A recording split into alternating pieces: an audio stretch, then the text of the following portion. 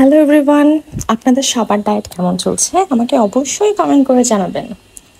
তো আজকে আপনারা যারা আমার মতো অনেক ফুডি, যে আমরা রেস্টুরেন্টে অনেক অনেক খেয়েছি বা মানে খেতে মন চায় ডায়েট চলাকালীন, তাদের জন্য আমি একটা রেসিপি নিয়ে আসলাম, যে ফ্রাইড রাইস। আপনি কিভাবে মজাদার ফ্রাইড রাইস আপনার ডায়েটে খেতে পারবেন। হ্যাঁ, অনেকেই বলবেন যে ডায়েটে রাইস খাওয়া যাবে কিনা। দেখেন, রাইস আসলে সেরকম খারাপ কিছু না। রাইস কিন্তু আমাদের শরীরে এনার্জি দেয়, তবে আমাদেরকে সেটা প্রয়োজন মতো খেতে হবে, পরিমাণ মতো খেতে হবে। তো চলুন শুরু করা যাক। আজকে আমি আপনাদের এই মজার ফ্রাইড রাইসের রেসিপিটা, যেটা আপনারা ডায়েট করতেও খেতে পারেন, কারণ এটাতে আমি একদমই তেল ব্যবহার করব না। সো চলুন শুরু করা যাক। এখানে আমি গাজর কুচি করে নিয়েছি অনেকগুলো, আর সেই সাথে চিকেনগুলোকে সিদ্ধ করে নিয়েছি। আর এই চিকেনগুলো কিন্তু ব্রেস্ট পিসের, এখানে তেমন কোনো হাড্ডি নেই। আর পরিমাণটা আমি একটু বেশি করে নিয়েছি, যেহেতু আমার রাইস কম আর আমার সবজিটা একটু বেশি লাগবে। আর এই মিলটা হচ্ছে আপনাকে সবজিও থাকলো, আপনারা চাইলে আরও কিছু অ্যাডও করতে পারেন, বাট আমি শুধু গাজরটিই প্রেফার করি। আর এখানে হচ্ছে রাইস, দেখেন আমি কতটুকু রাইস নিব। আপনারা যদি মেজারমেন্ট কাপে মাপেন তাহলে এটা হাফ কাপের চেয়ে বেশি হবে না। আর এই হচ্ছে আমার চিকেনগুলো, আর ওই সাইডে পেঁয়াজ আর রসুন কেটে নিয়েছি, এতটুকুই, আর কিছুই লাগবে না আপনার। তো প্রথমে আমি কড়াইয়ে দেখেন আমি অল্প একটু ঘি দিয়েছি। ঘিটা আমি কেন দিয়েছি, ঘি কিন্তু এমনি হেলদি একটা ফ্যাট, তবে ভাজা হয়ে গেলে সেটা একটু ফ্যাট হয়ে যায়। বাট আমার মনে হয় এতটুকু খাওয়া একদম খারাপ কিছু হবে না, যখন আপনার অনেক ক্রেভিংস হবে রেস্টুরেন্টের খাবার। তারপর আমি হচ্ছে রসুন আর পেঁয়াজগুলো হালকা একটু ভেজে নেব। দেখেন আমি কিন্তু আর এখানে একটুও ঘি বা তেল ব্যবহার করব না, আমাকে এভাবেই রান্নাটা করতে হবে। আর আপনারা অবশ্যই মাথায় রাখবেন, বেশি কিন্তু তেল দেওয়া যাবে না, তাহলে আপনারা আপনাদের ডায়েটের সময় ফ্রাইড রাইসও খেতে পারবেন।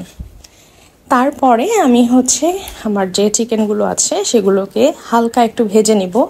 চিকেনগুলো এখানে কড়াইয়ের সাথে লেগে যাবে, সেজন্য আমাকে এখানে পানি দিয়ে দিয়ে ভাজতে হবে। দেখেন আমি আপনাদেরকে আরেকটা কথা বলি, আপনারা কিন্তু অনেক সময় ভাবেন যে আমি যদি কোনো কিছু ভাজি তাহলে আমি সেটা তেল ছাড়া কিভাবে ভাজবো। আসলে যে তেল ছাড়া ভাজার একটা উপায় হচ্ছে পানি দিয়ে দিয়ে ভাজা। অল্প একটু তেল দিয়েও আপনি যদি একটু পরপর পানি অ্যাড করেন তাহলে আপনি ভাজতে পারবেন। আর এখানে আমি আমার গাজরগুলোও দিয়ে দিচ্ছি। গাজরটা যেহেতু সিদ্ধ করা ছিল না, তাই আমাকে একটু ভালোভাবে আগে ভেজে নিতে হবে এটাকে সিদ্ধ করার জন্য। আর অল্প অল্প করে পানি দিতে হবে, পানি না দিলে কিন্তু গাজরটা সিদ্ধ হবে না, এবং যখন আপনি রাইসটা দিবেন তখন কিন্তু শক্ত হয়ে থাকবে। তাই এখন আমাকে গাজরটা সিদ্ধ হওয়া পর্যন্ত ওয়েট করতে হবে। আর তারপরে আমি রাইসটা দিতে পারবো, কারণ এখানে তো চিকেনটা বয়েল করাই আছে আর রাইসটাও আমার রান্না করাই আছে, শুধু আমার গাজরটা সিদ্ধ হতে হবে। এই খাবারটা বেসিক্যালি হচ্ছে যারা অনেক বেশি রেস্টুরেন্টের খাবারের প্রতি ক্রেভিংস আছে তারা খেতে পারেন, এবং আপনারা চেষ্টা করবেন যে তেল না দিয়েই খাওয়ার জন্য। একটু ঘি নিলে আপনি একটু ফ্লেভারও পাবেন, আর তেমন বেশি হেলদিও হবে না। আর এটার সাথে যদি ব্যালেন্স করে আপনি ভেজিটেবল নিয়ে নেন, সেটার রেসিপিটাও আমার চ্যানেলে দেওয়া আছে, আপনারা চাইলে দেখে নিতে পারেন। তাহলে ফ্রাইড রাইস উইথ ভেজিটেবল একটা ভালো কম্বিনেশন হতে পারে, কিন্তু অবশ্যই মনে রাখতে হবে ভেজিটেবলের পরিমাণটা যেন বেশি থাকে।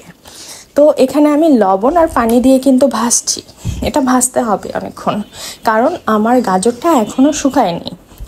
তো গাজরটা না শুকানো পর্যন্ত আমি এখানে রাইসটা দিব না, কারণ রাইসটা তো আর হওয়ার কিছু নেই, ওটা জাস্ট ভাজতে হবে। তো আমার এটা খাওয়ার এক্সপিরিয়েন্স যদি আমি বলি, দেখতে এটা একটু লাগছিল যে শুকনো শুকনো, আর ভাজার সময় পাতিলে লেগে যাচ্ছিল। আমি একটু পরপর শুধু পানি দিচ্ছিলাম যেন এটা আসলে লেগে না যায়।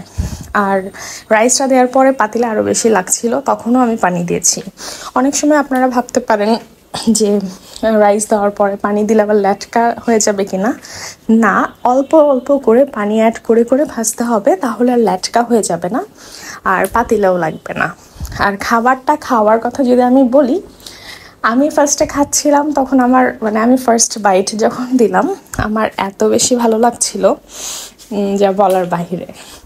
তো আমি আমার রাইসটাও দিয়ে দিয়েছি, এই দেখেন পরে ভাজলাম। আমি অনেকক্ষণ ধরে এটা ভাজছি, দেখেন আমার অলরেডি পাতিলের সাথে কিন্তু শুকনো হয়ে লেগে যাচ্ছে। আমি কিন্তু পানি দিয়েছি তারপরেও।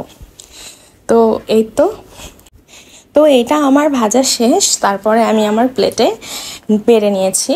এখানে হচ্ছে ফ্রাইড রাইসটা আছে, আর এটা হচ্ছে আমার চ্যানেলের রেসিপিতে আছে সেই ভেজিটেবলটা। সেখানে আমি অল্প চিকেন দিয়েছি আজকে, যেহেতু অলরেডি আমি চিকেন ফ্রাইড রাইসে দিয়েছিলাম। আর হচ্ছে ওই সাইডে আমি শাক নিয়েছি, এটা আমার আয়রনের জন্য, যাতে করে আমার খাবারটা ব্যালেন্সড হয়। যেহেতু এখানে আমি একটু ঘি দিয়েছি আর রাইসও আছে অল্প, তাই আমি ব্যালেন্স করার জন্য আজকে আমি শাক বেশি করে নিয়েছি আর ভেজিটেবলটাও এক বাটি নিয়ে নিয়েছি, যাতে করে ব্যালেন্সড একটা ফুড আমি খেতে পারি। এই ছিল আজকের আমার রেসিপিটা। এটা আমি পরে আমার আম্মুকে একটু খাওয়িয়েছিলাম, তো আম্মু বলল অনেক মজা হয়েছে।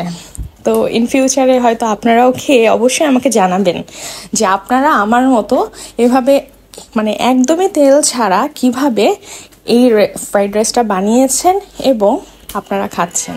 আর অবশ্যই আপনাদের ডায়েটের আপডেট এবং কেমন যাচ্ছে আমাকে জানাবেন। আল্লাহ হাফেজ।